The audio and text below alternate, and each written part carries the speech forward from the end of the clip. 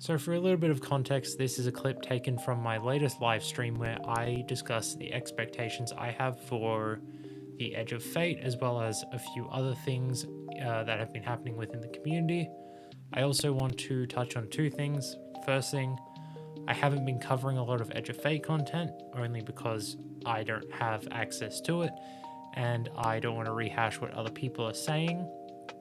The second thing is that when Edge of Fate releases, I will be streaming on Twitch a lot, and I will be streaming the day one raid when that comes out 4 days later. So if you want to watch the stream, please come along. I will leave the description below, as well as the pop-up here. So, go follow me over on Twitch. But also, this was me just talking my thoughts out without a script or anything. So if it's a little bit messy or mumbled up, that is why. Other than that, I hope you enjoy. So with Edge of Fate coming out in a few days, I wanted to talk about what we should expect as a community, because there has been a lot of discussion and a lot of content creators are praising it, while a lot of other people, such as the Reddit fans, are absolutely tearing it apart. So I thought that I would have a little chat about what to expect and what I think people should expect. Now, the first thing I want to cover is not to expect a 10 out of 10. For obvious reasons, this is a much smaller expansion, and it is the first expansion of a 6-month release cycle instead of a yearly release cycle, meaning it's probably going to have a lot less content. And if you want a comparison, a lot of people have been saying Rise of Iron, which I think is a little bit misleading. I would say a better comparison is Shadowkeep. It's going to have a new destination that's going to be a lot smaller. It is going to have a lot more quality of life changes, such as the new armor system that we had in Shadowkeep. That's happening again. We're having completely new weapon system introduced. There's a lot of quality of life things that people have been asking for a very long time to come to the game. So I think people should curb their expectations a little bit and realize that this, while it is an important expansion, it is going to be the first in a new era of Destiny. Because as well, they're setting the stage for a completely new story. Because ever since we started Destiny 1, we've been on the same story of the light versus the dark. We deviated a little bit here and there, but it's generally been, that's the point. I also think a lot of the negativity towards these new changes are coming from a place of unknown, in a sense, because we've had the same systems pretty much the entire time. The biggest change that we've had is subclasses going from the 1.0 to the 3.0, or whatever the change was between Beyond Light and Witch Queen. As well as the armor system changing slightly towards mods, which wasn't that big. Now we're getting the new systems, which I think are great. I think they're going to bring a lot more life to the game, as well as things like the stat changes. They're going to be positive because a lot of the stats are kind of useless. Most things don't need mobility. You aren't going to be using mobility, and you don't need intellect anymore. These changes where they go above 100 and give you mega bonuses are going to be so worth it, in my opinion, that it's a no-brainer that they're doing it. On top of that, people are thinking that we're losing everything that we previously have in an instant. We're not. Your armor is still going to be useful until probably Ashen Iron in 3 months. Probably around Renegades, it's still going to be useful, and that's when you're going to want to start changing. The set bonuses are going to be invaluable. The new weapon system is going, or the new tier system is going to be great. On top of that, the people need to remember that we're not going to need the tier 5 out of 5 with perfect stats. Most players are going to use a tier 3 at the best. Unless you're that 1% of players that are low manning raids and speedrunning like every single thing and doing solo GMs, which are also changing, by the way. You don't need tier 5 out of 5 everything. Tier 3s are going to serve you well, and that's probably where most players are going to get to before they stop. On top of that, there's the portal changes, which, while I don't like the fact that the portal is basically replacing the destination screen, I do think that it is a step in the right direction for guiding players towards what they need to be doing to level. And in saying that, they recently revealed that you can grind to your heart's content on the level cap. There is no limit to weekly rewards.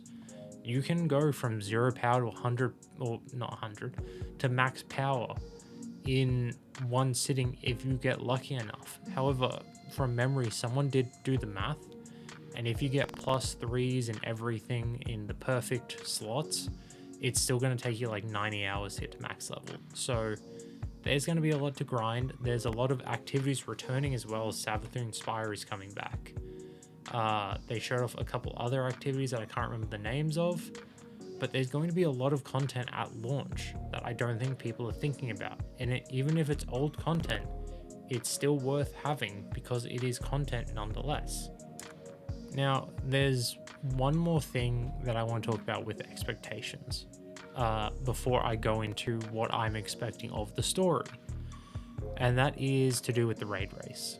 Bungie revealed in the latest blog post as I'm posting this, which is 3 days before the release, that once the contest mode is cleared, normal mode will become available like dungeons. That is a huge positive in my opinion. And the people who are whinging and bitching and being like, you're ruining the day one experience, all I have to say to you is just grow the fuck up. Because honestly, as someone who does engage in contest mode content, who has almost every raid seal and has attempted every single day one since Deepstone Crypt if I remember correctly, you will still have access to contest. It is not going away after the first clear. It is only making it normal mode available. And I saw a comment that was, people are going to go into normal mode, figure out the best strats, and then go into contest and get their clear, and it makes contest less valuable. And to that I say, who gives a fuck? It is always better for more players to interact with content than it is to have them not.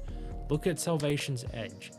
There was one team that cleared on day one and a lot more teams that cleared on the second day of contest.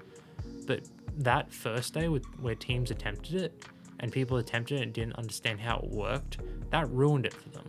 If they could have gone in normal and tried it, it still would have been real difficult because it is a hard raid. But I think it would have improved the repertoire, I guess would be the word, with the community.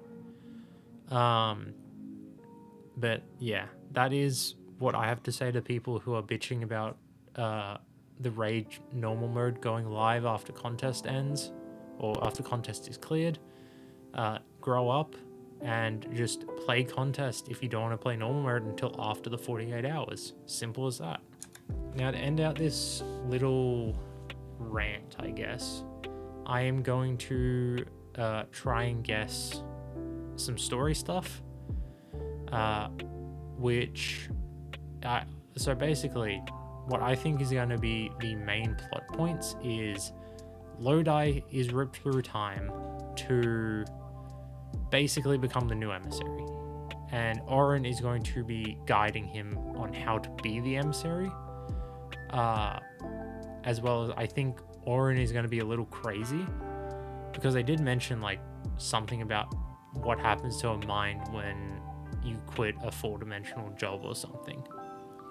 But there's also something that I saw in an Asdacross video where in that one trailer where they say eyes up weapon, I don't think they're talking to us when you really think about it, because Lodi is a time traveler. That is established at this point. He is from the 1950s, somewhere around the JFK assassination period. And on top of that, he quite vehemently is ripped through time. We see that in the trailers. And in that, he says things like, "You've never been there, but you know every inch of it." I think he is listening, or we're listening into recordings that a future Lodi has made for a past Lodi to hear. And that's how he is like piecing things together, because I do think there's going to be a big time travel aspect to this. On top of that, I am expecting Ikora to be the main character, or the main Vanguard character, because she is seemingly taking a bigger role in things than Zavala. Okay, this is post-editing Elite here. Thank you for watching. Do remember to come check out the live streams on Twitch when Edge of Fate goes live. Otherwise, I will find you, and I will uninstall your destiny. Actually, that's probably a blessing.